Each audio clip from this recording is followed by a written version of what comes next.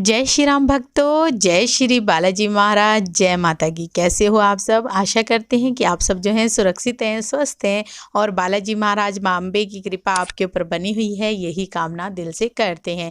तो जैसा कि आप सभी को पता है कि हम लोग जो है बालाजी से जुड़ी हुई बहुत सारी जानकारी आप तक लाते हैं, क्योंकि बालाजी का दरबार लगाते हैं तो गुरुजी साथ में जो है एस्ट्रोलॉजर भी हैं, ज्योतिष का भी कार्य रहता है और जो है वास्तु का भी कार्य है इनका। तो वास्तु के बारे में आज जानेंगे, मंदिर के बारे में जानेंगे कि हमारा जो मंदिर है, क्योंकि हम सभी भक्त जो है पूजा तो रोज़ करते ही हैं और पूजा के समय की जानकारी हमें होनी बहुत ज़्यादा अनिवार्य होती है। और अगर आप बालाजी की, हनुमान जी की मूर्ति रखते हैं तो कौन सी होनी चाहिए हमारे मंदिर के अंदर, ये सारी जानकारियाँ आपको मिलेगी। तो अंत तक बने रहें। अगर वीडियो अच्छी लगती है तो लाइक करें, शेयर करें, कमेंट करें और अगर आप हमारे चैनल पे पहली बार देख रहे हैं तो चैनल को जरूर सब्सक्राइब करें। साथ में बेल आइकन है उसको प्रेस करें ताकि आने वाली हर एक वीडियो की नोटिफिकेशन सबसे पहले आप तक पहुंच जाए। चलिए शुरू करते हैं आज की वीडियो। जय श्री राम जी।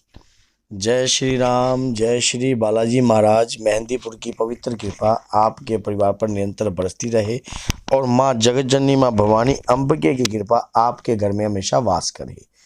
जैसा कि आपको पता है कि जो हमारा मंदिर जो होता है वो हमारी आस्था का केंद्र होता है, क्योंकि जब हम अपने घर के मंदिर में जाते हैं या कहीं भी मंदिर में प्रवेश करते हैं तो हमारी जो आस्था भगवान के प्रति होती है वो और भी ज़्यादा दुगनी हो जाती है। क्यों? क्योंकि हमारे भाव एकदम जैसे कि जागृत हो जाते हैं, क्योंकि मूर्ति के सामने आने से या घर मंदिर में प्रवेश करने से। अब कई बार ऐसा होता है कि जैसे कि बहुत से लोगों का घर के मंदिरों में ध्यान मगन नहीं होता, ना तो ध्यान लगता है ना पूजा करने का मन करता है। और तो उसका मेजर कारण क्या क्या हो सकता है? क्या वास्तु दोष भी हो सकता है या किसी प्रकार की घर की ओपरी तो करती है, क्योंकि कोई भी ओपरी होगी घर के अंदर, कोई भी प्रेत व्याधा होगी, वो कभी ये तो चाहेगी नहीं कि घर के अंदर जो हाँ भाई पूजा पाठ हो या कोई ऐसा कार्य हो। तो वो ऐसा क्या कार्य चाहती है, मानो ऐसा क्या होता है? तो आज इस सारी बातों पर विस्तार से आपको बताएंगे कि कैसा मंदिर होना चाहिए, किस प्रकार की आपकी पूजा याचना मंदिर के अंदर, अगर आप मंदिर में हो और आपकी जो पूजा याचना है किस प्रकार की होनी चाहिए। तो आपने क्या करना है, सबसे पहली बात तो ये होती है जो घर का जो मंदिर होता है वो इस प्रकार से होना चाहिए कि ईशान कोण में होना चाहिए। ईशान कोण, ये वास्तु के हिसाब से बता रहा हूँ। वास्तु होता क्या है, अपने मन के अंदर इस प्रकार के क्वेश्चन भी रहते हैं कि पहले के ज़माने में कोई वास्तु नहीं जानते थे। देखो, वास्तु होती है जैसे कि जो जिसका दिशा है उस दिशा की जगह हमने अगर उस दिशा पर कोई और चीज़ रख दी तो उससे क्या होगा, एक किस्म का मन में उचाटपन होगा। एग्जाम्पल के तौर पे मैं ऐसा बताता हूँ कि जैसा कि मैडम को ब्लैक रसगुल्ले पसंद है, मुझे वाइट रसगुल्ले पसंद है। अगर वाइट रसगुल्ले इधर रख दी जाए और ब्लैक रसगुल्ले इधर रख दिए जाए, शायद ही हम एक एक रसगुल्ला खाएंगे। अगर जो इनकी चीज़ है वो इनको ही मिल जाए और जो मेरी चीज़ है वो मुझे मिल जाए, शायद हमारी आत्मा तृप्त होए और हम चाहे दो दो तीन तीन चार चार रसगुल्ले ग्रहण कर सकते हैं। तो इसी प्रकार से क्या होता है, जो जिस दिशा का जो स्थान है अगर वो उस दिशा को प्राप्त हो तो ज़्यादा उचित रहता है। जैसे कि ईशान कोण है, ईशान कोण गुरु बृहस्पति का कोना माना जाता है। तो उस कोने पर अगर आपका मंदिर बनता है, सबसे पहली बात तो ये होती है कि जो घर में सकारात्मक ऊर्जा उठने के सबसे ज्यादा चांस होते हैं। सकारात्मक ऊर्जा घर के अंदर ज्यादा प्रवेश रहती है और घर के अंदर दरिद्रता का नाश भी होता है। ईशान दबने से आपका बहुत प्रकार के नुकसान हो सकते हैं। तो उसके बाद अगर ईशान कोण के ऊपर आप मल त्याग करने लग जाओ या किसी भी प्रकार का शौचालय बना दीजिए, तो उस प्रकार आप सोचो जो देवताओं का कोना होगा, अगर आप उसको पूजा की जगह क्या देने लग गए हो, गलत प्रकार की चीज प्रदान करने लग गए हो, तो अब वो क्या किस प्रकार के वो ग्रह जो है आपके विपरीत हो जाएंगे। उसको फिर हम क्या करेंगे, हम बहुत से ओझा के पास जाएंगे या किसी तांत्रिक के पास जाएंगे, हमारे घर पे कुछ करवा दिया या कुछ ऐसा हो गया। भैया, जब हम किसी देवता के कोने पर इस प्रकार की कार्रवाई करते हैं तो वो हमारे घर के अंदर दरिद्रता का वास उत्पन्न हो जाता है और हमारे घर के अंदर जो बुजुर्ग हैं वो बीमारियों की तरफ, लंबी बीमारियों की तरफ चले जाते हैं। ये नुकसान होता है घर में, मान लो ईशान कोण में मंदिर ना बनाना। फिर दूसरी बात एक और ये होती है कि घर के अंदर अगर हम मंदिर बनाते हैं और मंदिर के अंदर बहुत से लोग क्या करते हैं, रेड कलर की लाइट लगाए थे, रोशनी होती ही नहीं है। मान लो रेड लाल से रंग के लाल रंग की, मान लो घुटा घुटा सा मंदिर नहीं होना चाहिए कभी भी। जब भगवान को आप घोट के रखोगे तो आप कैसे मान लो वो हो जाओगे। मान लो ऐसा होना चाहिए वहां पे लाइटिंग पूरी हो, सुंदरता हो, और सुंदर मंदिर बनाकर बैठो। चाहे आपके पास पैसा ना हो, वॉलपेपर लगा के बैठ जाओ। कई बार बंदा सोचता है मैं मंदिर पे इतने पैसे खर्च दूं। मूर्ति कैसी होनी चाहिए? मूर्ति ऐसी, या तो मूर्ति लो तो ऐसी लो जिसको आप मान लो निहारो और आप मूर्ति को निहारते ही रह जाओ बस। मान लो आपका मनमोहक मूर्ति हो जाए, आपका जो मूर्ति के साथ एक ताल्लुकात, एक रिश्ता बन जाए आपका। जैसे कि ठाकुर जी महाराज हम अगर घर में स्थान देते हैं, तो ठाकुर जी महाराज आप लेते घर में ले आते हो, फिर उसकी पूर्ण रूप से उनकी सेवा नहीं करते, और से आप सोचते हो देखा दिखाई, मान लो देखा दिखाई कार्रवाई हो जाती है कि घर में आपने ठाकुर जी महाराज बिठा दिए, और फिर अधिक से ज़्यादा मूर्तियाँ हो जाना। जब घर के मंदिर के अंदर अधिक से ज़्यादा मूर्तियाँ हो जाती हैं, तब भी दोष का कारण उत्पन्न होता है। क्योंकि अधिक से ज़्यादा, जैसे कि बहुत सारे देवता आपने रख लिए, लक्ष्मी जी भी रख ली, वहाँ पर कुबेर जी भी रख लिए, उसके बाद गणेश जी भगवान तो है ही, उसके बाद बालाजी भी हो गए, सारे शंकर भगवान हो गए, ठाकुर जी भी हो गए, माता जी भी हो गई, सारी 9 देवियाँ भी रख दी, माँ काली की भी रख दी। तो अब क्या होगा? अब मान लो डिस्टर्बेंस हो गई। मान लो अब आप जिसके जो आपके इष्ट हैं, इष्ट हृदय में बसते हैं। बहुत से लोगों का ये भी कमेंट था कि इष्ट इष्ट जो आपके इष्ट होता क्या है? इष्ट जो है, जो आपका प्रथम देवता है, जिसके साथ आपकी इष्ट एक अच्छे मान लो आपको आपका रिलेशन बन जाता है उसके साथ, उस रिश्ते के साथ। मान लो जैसे कि हनुमान जी महाराज को अगर आप इष्ट बनाते हो तो हनुमान जी ही करेंगे। जैसे कि आपने देखा था कि प्रहलाद, जब प्रहलाद को ऊपर से गिरा गया था तो उसने श्री विष्णु का ही नाम लिया था, वहां पर और देवता का नाम नहीं लिया था। तो उसी प्रकार से आपका रिश्ता इस प्रकार का गुड रिश्ता बन जाता है। अब क्या करना होता है? फिर हम क्या करते हैं, जब हम मंदिर में बैठते हैं और ध्यान लगाते हैं, फिर हमारा ध्यान नहीं लगता। क्यों नहीं लगता?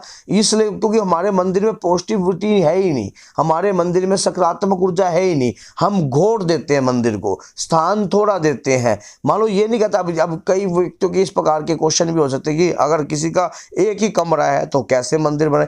चाहे कमरा एक हो, लेकिन जो स्थान आप बनाओगे उस स्थान के अंदर रवन्नक होनी चाहिए। चाहे आपका कमरा एक भी हो, भगवान ये नहीं कहता कि भगवान सिर्फ भाव के भूखे होते हैं। मान लो वहां पर आपका मन लगे, आपका मन लगे पूजा के अंदर। जब आप पूजा करो तो अंतर की जो आवाज है अंदर से आए कि वाकई में हाँ भाई मेरे को मंदिर में पूजा करनी ही करनी है। और अगर एक बात हो, जहां आप कभी भी ऐसे घर में जाते हो जहां पर आपका इज्जत ना होती हो, मान ना होता हो, सम्मान ना होता हो, और जहां पर आपको मान लो कुछ भी, मान लो आपको घुटन सी महसूस होती हो, आओ भगत का मान सम्मान मान लो आपको ना होता हो, तो वहां इस घर में जाना पसंद करते हो आप? तो नहीं करते। तो आपको भी इसी प्रकार से, जैसे आपने घर का मंदिर बना दिया, वहां पर एक घुटा घुटा एक कोने पे, हाँ भाई 2 लोगों को देखा देखी मंदिर बना दिया बस। हाँ, पर वो हम पूजा उसमें करते नहीं। पूजा करते बस सुबह जोत जला दी, शाम को जोत जलाई। मान लो एक अटैचमेंट होनी चाहिए, एक रिश्ता कायम कर रहे हो आप किसी देवता के साथ, तो रिश्ता कायम करने के लिए अंतर आत्मा से जुड़ना पड़ेगा उस देवता के साथ, ना कि बाहरली आत्मा से जुड़ना पड़ेगा। एक ये मत सोचो कि अगर आपने आपके माता पिता ने कह दिया कि हाँ भाई भैया जोत बत्ती दिया जला देकर, वो काम नहीं, धक्का बेली वाला काम नहीं होता कभी भी। अंतर आत्मा की आवाज से अगर आप मंदिर बनाकर अगर घर के अंदर पूजा याचना करोगे तो वो पूजा याचना कभी व्यर्थ नहीं जाती है। इस प्रकार की त्रुटि। फिर दूसरी बात एक और भी है, कई बार हम मूर्ति ऐसी रख लेते हैं जो खंडित हो जाती हैं।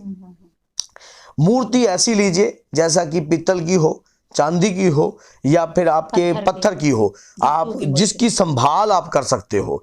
मान लो ऐसा, ये चीजें बार बार थोड़ा ना लेनी होती हैं। कभी आप सोचो बार बार, ये तो अगर मान लो आपने रेडीमेड मूर्ति ले ली और बाद में मान लो वो खंडित हो जाती है, आप सोचो उस मूर्ति के आगे आपने अगर जैसे कोई माला ले रखी है, अगर इसी माला से आपने 5.25 लाख मंत्रों के जाप कर लिए तो ये माला अपने आप ही प्रभावशाली हो जाएगी। आप जिस मूर्ति के आगे आपने कम से कम 1000 बार आपने कम से कम हनुमान चालीसा का पाठ कर लिया, तो क्या वो मूर्ति प्रभावशाली नहीं होगी? तो ऐसी मूर्ति घर के मंदिर में होनी चाहिए जिससे आपका एक रिश्ता कायम हो सके। अगर, और ये जो छोटी छोटी बातें हैं ना, इनको ये बड़ी मेजर बन जाती हैं, इनको ये ना फिर इनको गौर करनी चाहिए। कई बार मंदिर में कर के अंदर त्रुटि होती है। एक और सवाल था, जैसे किसी ने हमें कहा था कि क्या मंदिर के अंदर 2 दीपक लगा सकते हैं, 2 जोत, जैसे इसमें भी आप बता दीजिए। मंदिर के अंदर 2 जोत का मतलब ये होता है कि सबसे पहली बात तो आपके इष्ट देव, क्योंकि अब ऐसा अगर आप बात कर रहे हो जोत लगाने की, फिर तो आपने बहुत सारे देवी देवता रख रहे हैं, सबकी जोत लगाओ। पितरों की कहते हैं लोग फिर कि पितरों की पितरों हम का जो लगाए स्थान होता है, सबसे बड़ी बात ये होता है कि देखो पितरों पितरों का एक स्थान होता है। अगर आपने कोई स्थान बना रखा है तो दीपक वहां लगाओ। अगर कोई स्थान नहीं बना रखा तो आप श्री बालाजी महाराज के दीपक जोत। में भी उनका आगमन कर सकते हो। जोत एक ही लगती है, अलग अलग नहीं लगती। माँ दुर्गा को मान रहे हो, हाँ ये जरूर है कि जो सात्विक देवता है और तामसिक देवता है, इनके लिए जोत अलग लगती है। जैसे कि कोई शमशान काली की पूजा करता है तो उस घर के मंदिर में नहीं कर सकता। वो घर के मंदिर में अगर आपका परिवार सात्विक है और आप मान लो शमशान काली को भी पूज रहे हो, शमशान भैरव को भी उसमें पूज रहे हो, तो ऐसा नहीं होता। वहाँ पर मीट का भोग सात्विक मूर्तियों के सामने कभी इस प्रकार का नहीं। गाय के घी की जोत लगो, भैंस के घी की जोत लगा सकते हो आप, चमेली के तेल की भी लगा सकते हो, और उसके बाद आपने तिल के तेल की भी लगा सकते हो जोत।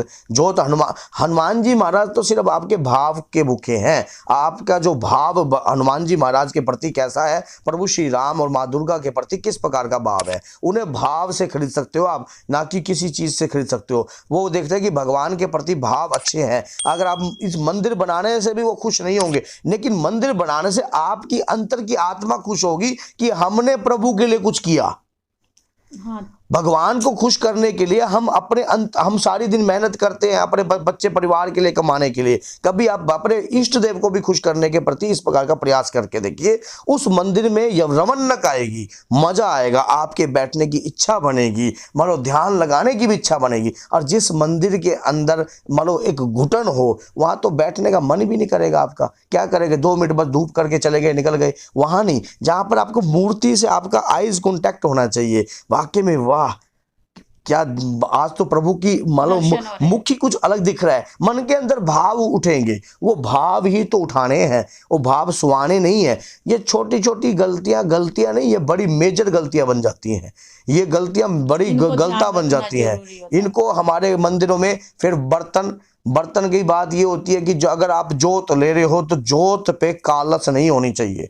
जो पित्तल के ही यूज होने चाहिए, चांदी के ही यूज होने चाहिए, और स्टील नहीं यूज होना चाहिए मंदिर के अंदर। बर्तन और राख से मांजो तो ज़्यादा उचित है, नहीं है तो राख ले लीजिए, 4 उपले उबलाए छत पे जलाइए और राख बन जाएगी। उससे राख बन के आप बना लो, उससे भी आप राख। अगर आपको शुद्धता चाहिए, शुद्धता पवित्रता, भगवान भाव का भूखा है।